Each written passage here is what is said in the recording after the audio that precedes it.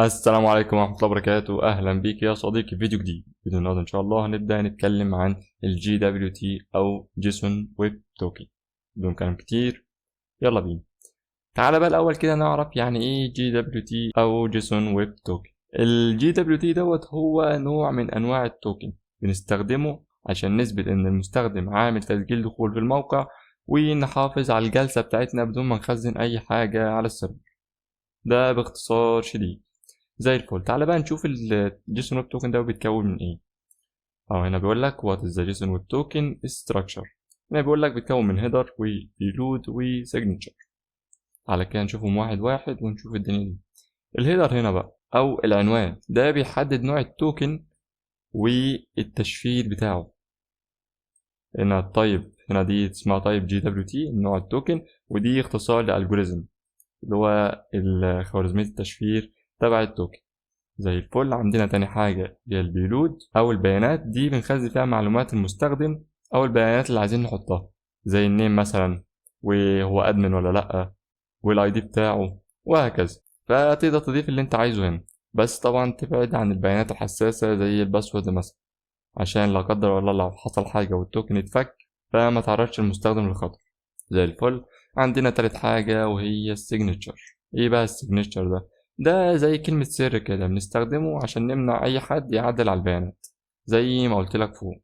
تمام. يعني انت لو عامل توكن ومثلا عامل السيجنتشر دوت يعني بكلمة سر بسيطة وحد عرف يخترقه مثلا، فكده يعرف يعدل على بيانات المستخدم، يخليه بدل ما هو مش أدمن يخليه أدمن عادي، يعدل على أي حاجة تاني جوه التوكن.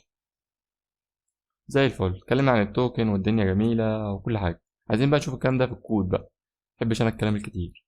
على بقى إيه نثبت الأول الجيسون ويب توكن ب npm install json web token واضغط انتر. طبعا نزلت معانا اهيت. على بقى ايه نشوف عند انستال الأول، نعمل لها import ونقول له gwt from json web token. زي الفل. ننزل بقى تحت كده. هنستخدمها فين بقى؟ طبعا في الاندو بين بتاعت الريجستر اهوت هنستخدمها. انزل كده تحت، انزل كمان. بص بقى، احنا عايزين بقى في الاخر خالص قبل ما نعمل الريسبونس كده نستخدم التوكن. ليه بقى؟ عشان على الاقل نبقى اتاكدنا ان الدنيا تمام وكل حاجه وخلاص، يعني الريسبونس هيطلع خلاص. هنا بقى عايزين نكريت التوكن ايه عشان نبعته. فهنيجي في المنطقه دي كده بالظبط. هنقول له ايه، نعمل متغير الاول عشان نخزن في التوكن. نقول له كونست توكن ايكوال، نستخدم بقى الجي دبليو تي بتاعتنا ونقول له دوت حاجه اسمها ساين. ساين ديت اللي هي بتكريت التوكن. دي بتستقبل منك ثلاث حاجات. اول حاجه طبعا وهي ديت الاجباري لازم تدخلها، واللي هي البيلود. فهنا طبعا البيلود اللي احنا قلنا عليه اللي هو بيانات المستخدم اللي انت عايز تضيفه. فنقول له هنا محتاجين الاي دي، نضيف الاي دي بتاع المستخدم. نقول له يوزر دوت اندرسكور اي دي. جبت بقى انت الاندرسكور اي دي منين بقى؟ بص تعالى كده لو دخلنا في الداتابيز.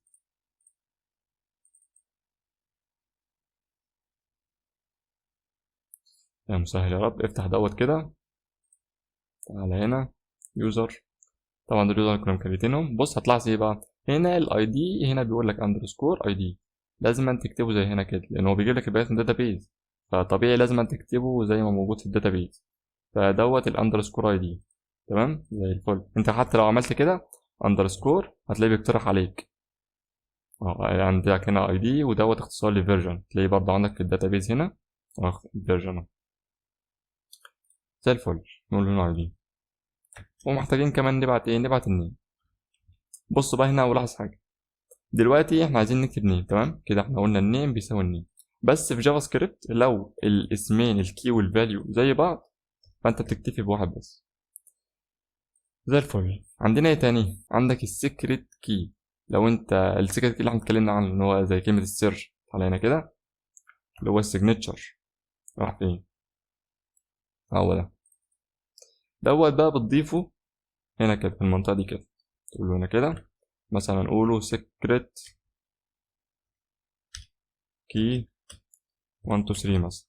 طبعا يعني يا ريت تخلي كلمة السر بتاعتك أقوى من كده، بس يعني إيه إحنا بنجرب كتيست مثلا.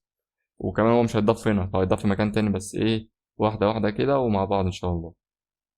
زي الفل. فدوت السيكريت بتاعنا. تمام، كلام زي الفل.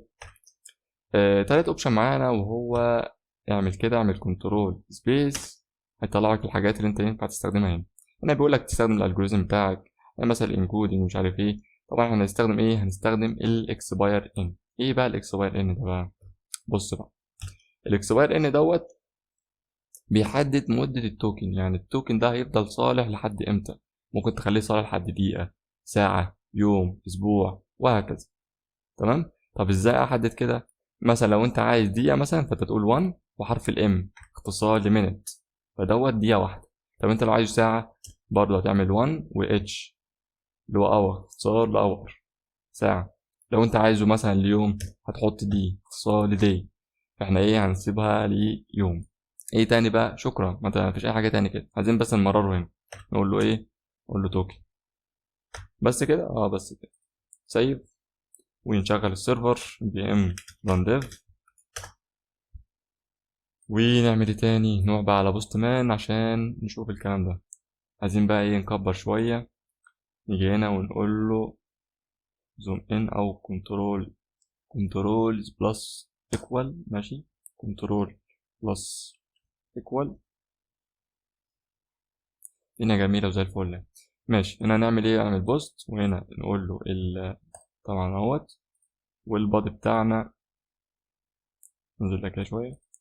احنا محتاجين نبعت ايه؟ محتاجين نبعت النيم. احنا طبعا بنعمل ريجستر. تمام، فايه نقول له مثلا هنا محمد، ونقول له الايدج 25، والايميل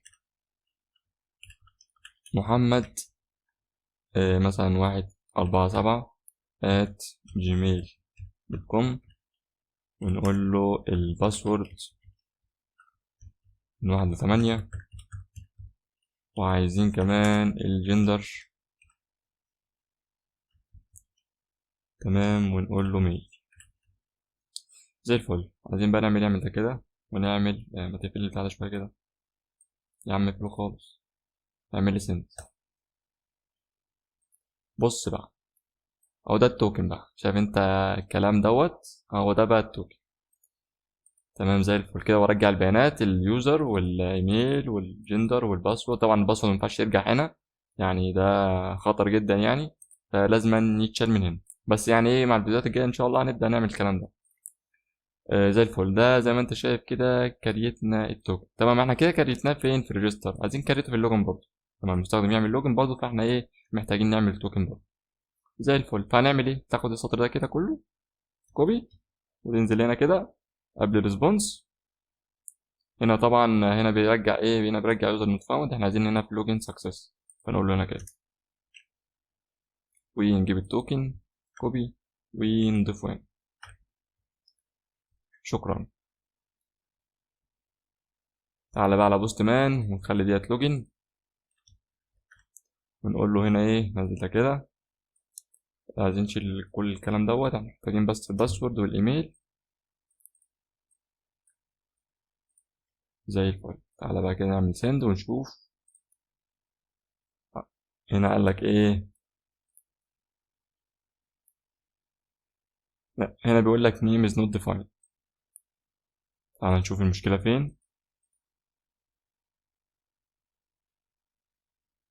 طبعا المشكلة هنا هو مش شايف، مش قاري النيم دي. فهنا بيقول لك طبعا احنا محتاجين ايه؟ نجيب النيم ديت من ايه؟ من اليوزر. طبعا احنا فوق استخدمنا النيم. ليه استخدمناها؟ لاننا اصلا كنا بنجيبها من الريكوست بادي، كنا عاملينها ديستراكشن هنا. فهنا استخدمناها عادي على طول.